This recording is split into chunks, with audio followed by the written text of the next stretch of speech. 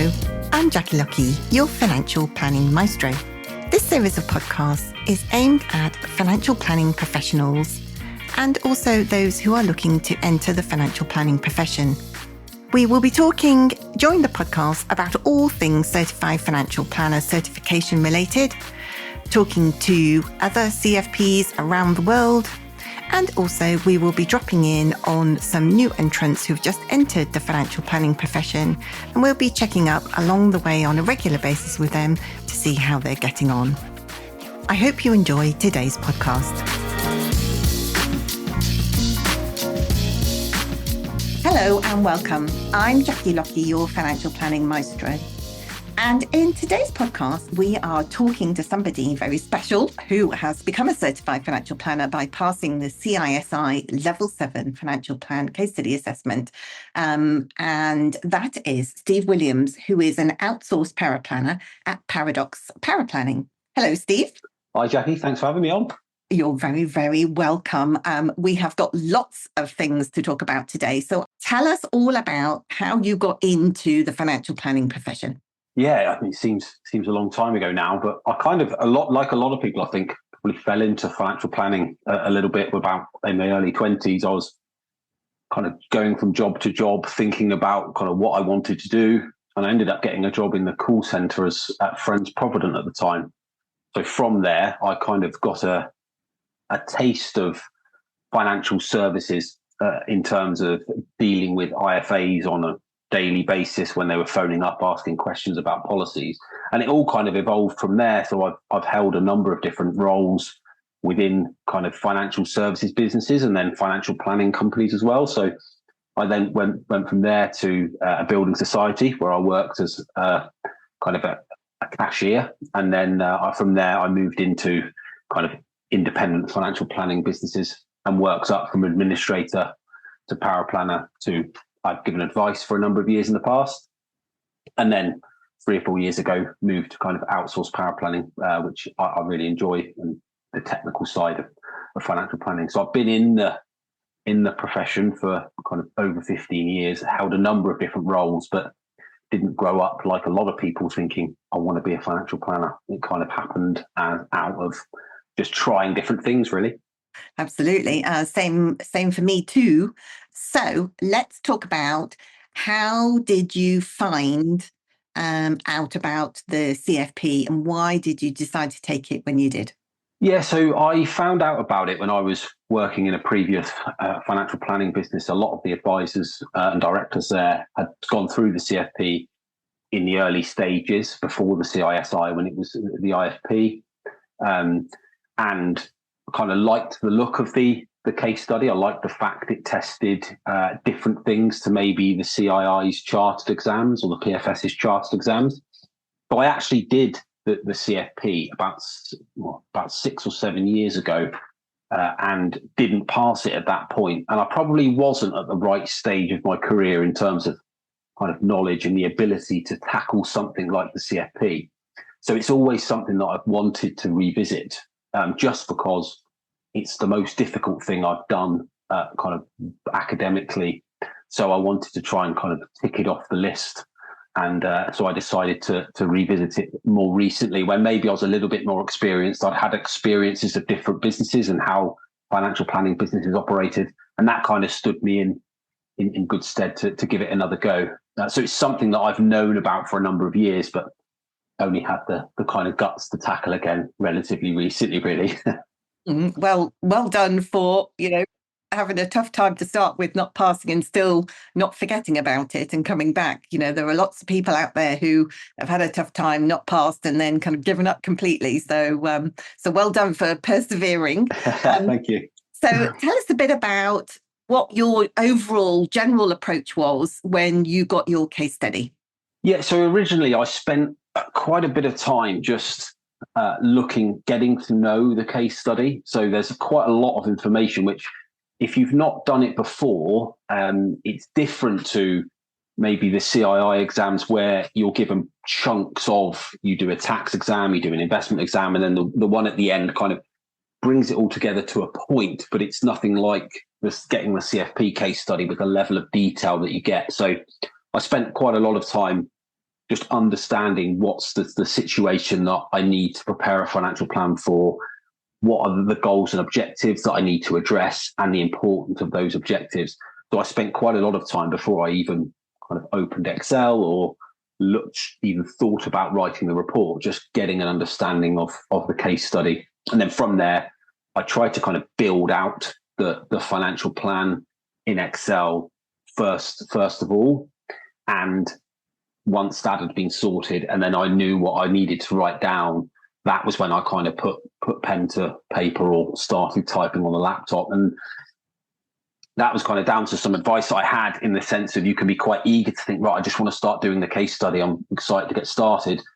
But you can end up getting in a bit of a mess, is my experience, if you try and start the actual plan too early before you know what you're going to recommend, really. Yeah.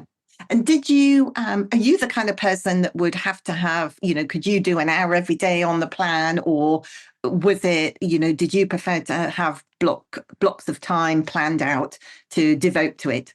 I struggled to do it an hour at a time, just because it took me a while to kind of get my head back into it. And by the time I'd get my head back into it, I'd always be stopping again. So I prefer to take the approach. I did it in like minimum 2-hour slots. So that would be the minimum time that I would set aside to do it in any one go.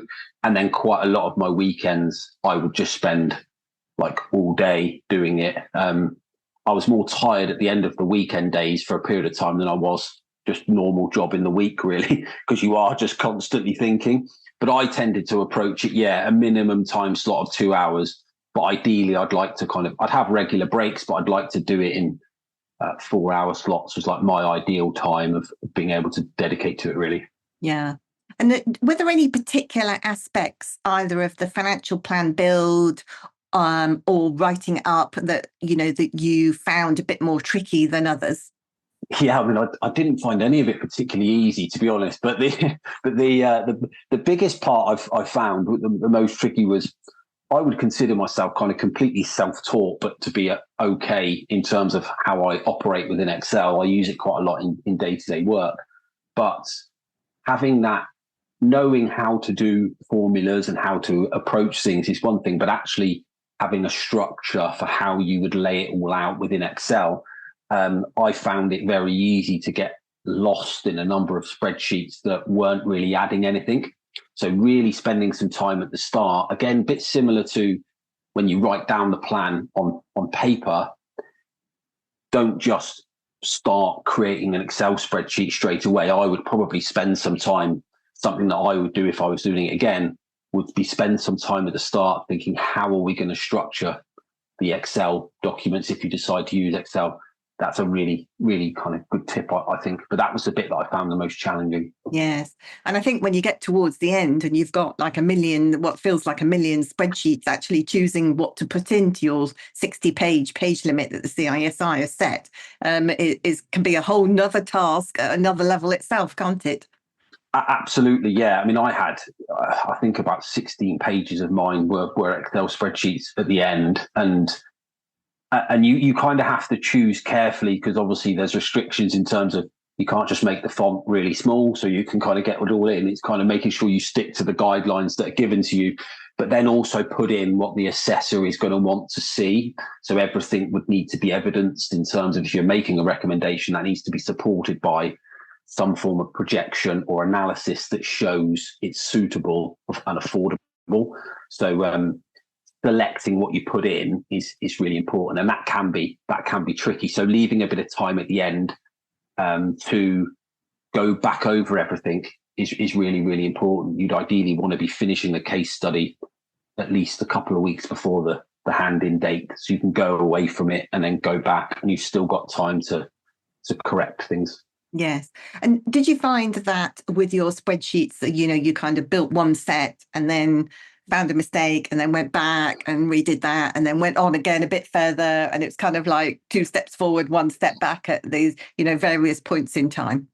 Yeah, absolutely. I mean, there was one, like, I got quite far with, and this is where having some time at the start, some thinking time to really assess how you're going to lay it out is massively helpful, because I went through one way of doing it, got quite far along the process of actually preparing the analysis, and then thought this just isn't working in terms of how it's laid out. So I actually kind of more or less started again, which was a difficult day, but it kind of served me well in the long run, because it was kind of you then went kind of reset yourself a little bit. So that was a one big one. But even when I went back to kind of redo things, I was kind of constantly tweaking it and changing it and noticing things. So it's kind of just trying to not really assume anything's correct. And then if you fail it the first time and you get your kind of feedback back, that's probably going to involve some changes to those spreadsheets.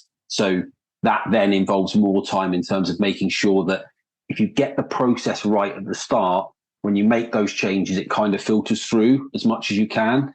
If you don't get that process right, it's very, very easy to, if you update one thing, it doesn't feed through somewhere else, and then you end up getting in a right mess then in terms of kind of trying to set everything out. But yeah, there were certainly times where I thought, I've cracked it, the spreadsheets are done, and then I'd go away for a couple of days, come back to it, and it was, okay, that's wrong, and I need to change this. I was constantly doing that, yeah.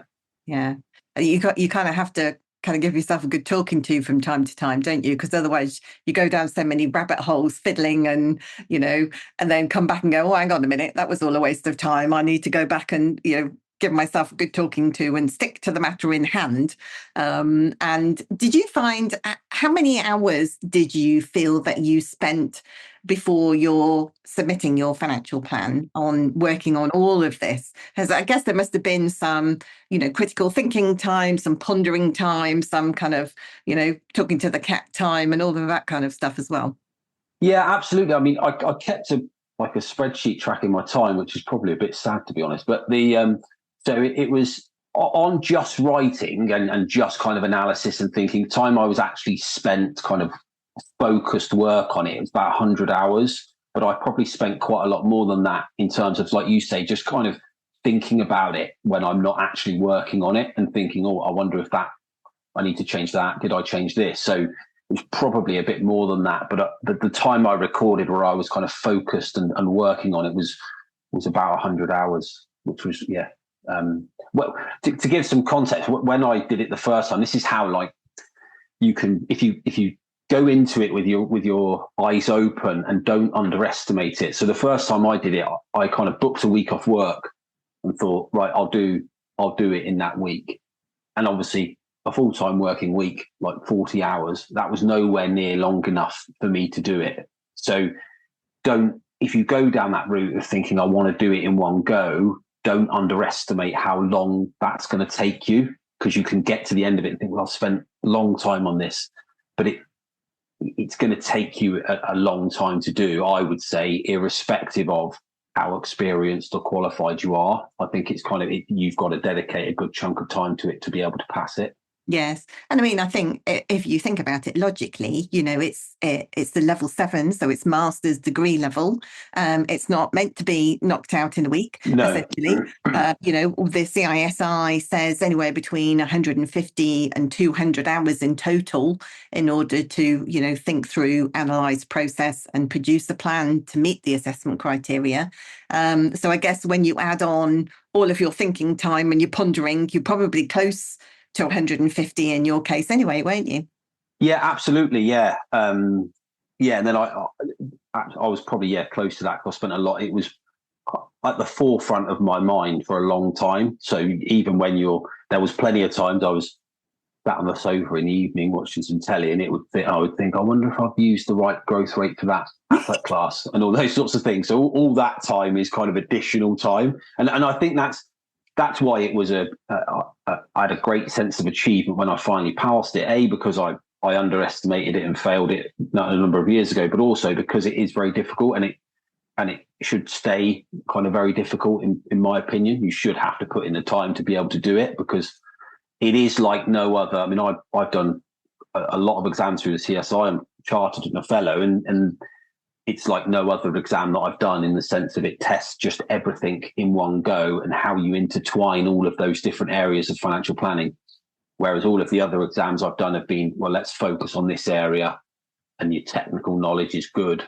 But but it's a complete, you learn a completely different skill set, in my opinion, from doing it versus the chartered exams, really. Yeah. And so looking back now, it's, a little bit of time since you passed. So congratulations again on passing.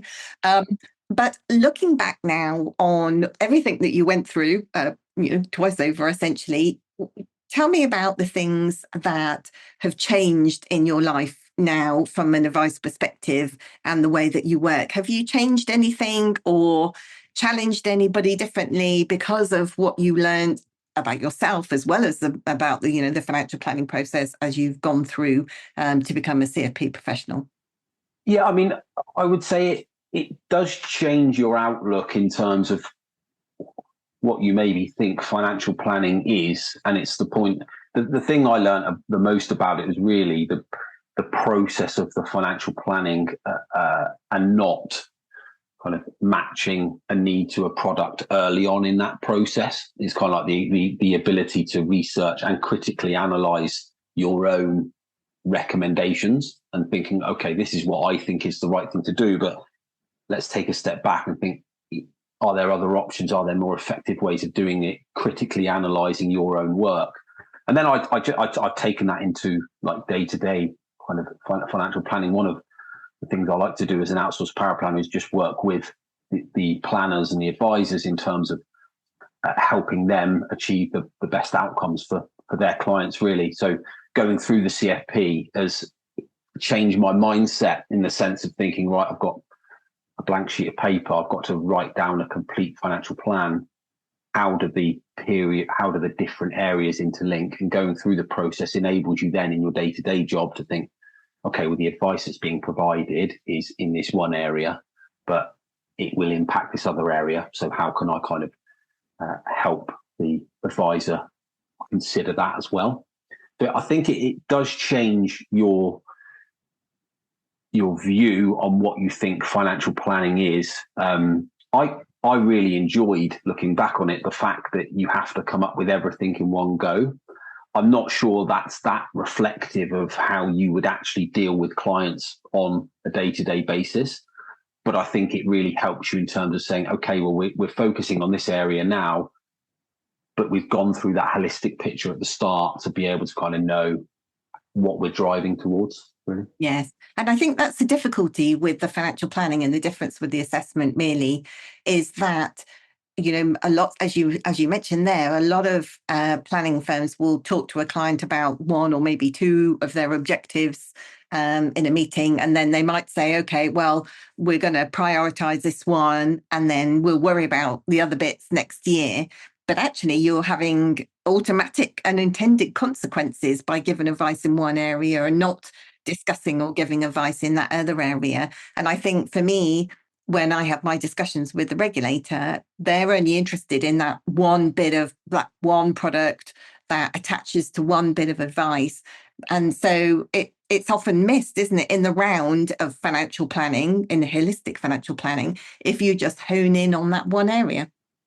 Yeah, absolutely. I think even if you don't give I think if I was to send a client my CFP, they would think, wow, I don't really get any of this. To be honest, in the sense of like the number of Excel and numbers that are in there. But if you, in reality, going through that initial process of, you don't have to address every individual objective within one report, but having that holistic view from a financial planning perspective at the start then kind of drives, okay, well, we might deal with this area first because that's most important. But you've got that overall picture. You're not kind of thinking, well, let's just look at your pensions and we'll deal with protection after that if we need to. You're kind of spending that time at the start coming up with that overall view of the client situation. So I'm obviously not in an advisor position, but if I can use the skills that I've learned through the CFP to highlight different areas to advisors, then that's ultimately what I'm trying to do, is get a better outcome for the end client, really, in the sense, and using the skills through the CFP can help you do that. You do that. That's fantastic. That's great to hear. So we are nearly at the end of our interview already, Steve, but I would like to ask you to share some tips if you can, for those people who are thinking about maybe sitting on the fence about doing becoming a CFP professional and going through the final stage, the level 7 case study with the CISI. Share some tips and advice if you can, please. Yeah, absolutely. I mean, the biggest tip I would give is probably just do it, in the sense that I learned more from the CFP than what I've learned through any of the other exams that I've done, in the sense of what it takes to be a good financial planner. So you will learn a lot from doing it, and it may challenge you in the sense of, and it can be frustrating. And I've been in the camp in the past. It's not my fault. It's the assessor's fault and all of those sorts of things. And I think if you can try and step away from that and think, what am I going to learn from the process of doing it? It would be very hard to go through it and not come out the other side a better financial planner than when you went into it. So if you are on the fence and you are thinking, should I or shouldn't I do it? Hopefully that gives you a little bit of like reassurance, in the sense of, I think you will learn a lot from doing it, irrespective of where you're at in your kind of financial planning professional career.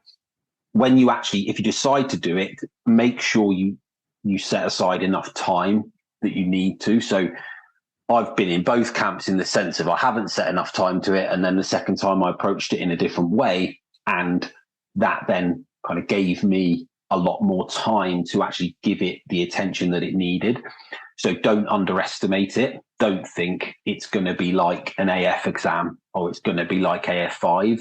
It's completely different from my experience, and it's a lot more involved, in the sense of you're kind of looking at a blank sheet of paper and you've got to come up with a strategy for that case study that puts them in the best financial position.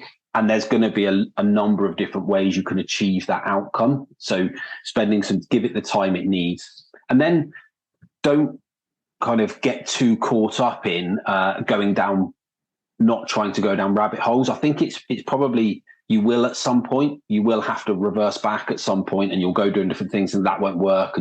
So not beating yourself up about the fact that you've wasted some time potentially. Like I say with mine, I probably spent 10 hours, 15 hours going down one route from an Excel perspective, and then had the sobering thought of thinking I could probably spend another 25, 30 hours in this area and it still wouldn't work. So constantly asking yourself the question, is this the best way of doing it, will really help you as well. And then so I passed my case study second time, so I failed the first time. Look at the assessor's feedback and try not to it's a difficult point when you fail it the first time because you've put so much time and effort into it. But look at the assessor's feedback. Try not to take it personally and just think, okay, how can I adapt my plan to meet those points that they've said are the reasons why I've failed it? And also give that the time it needs as well, because my first submission didn't fail by very much. So I could have fallen into the trap of thinking, well, I'll just tweak one or two things and then resubmit it and it'll be fine. But in reality, I needed to change a fair amount of it because one small area needed tweaking. So if you do fail on your first submission, try and forget about it. Look through the assessor's feedback in quite a lot of detail and think, right, how can I address these points? And then you give yourself the best chance of passing it the next time. So not only on your first submission, but if you fail it the first time, make sure you don't rush the resubmission, because if you fail it in one area and you think, okay, well, I'll address that area, if it has an impact on another area of the financial plan, then that could have kind of implications as well. So give the resubmission the time it needs as well. But overall, I think it's a really, really good thing to do in the sense of your own financial planning career. And it isn't, I would almost say, the technical exams through the chartered route give you the technical competence, but the CFP really teaches you how to relay that and actually use that to be effective as a financial planning kind of professional, really. Wow. Lots of great advice there, Steve. Thank you so much for joining me today. It's been a pleasure to talk to you, and thanks for sharing your journey along the way. And congratulations once again on becoming a CFP professional. Thank you very much. No, thank you for having me.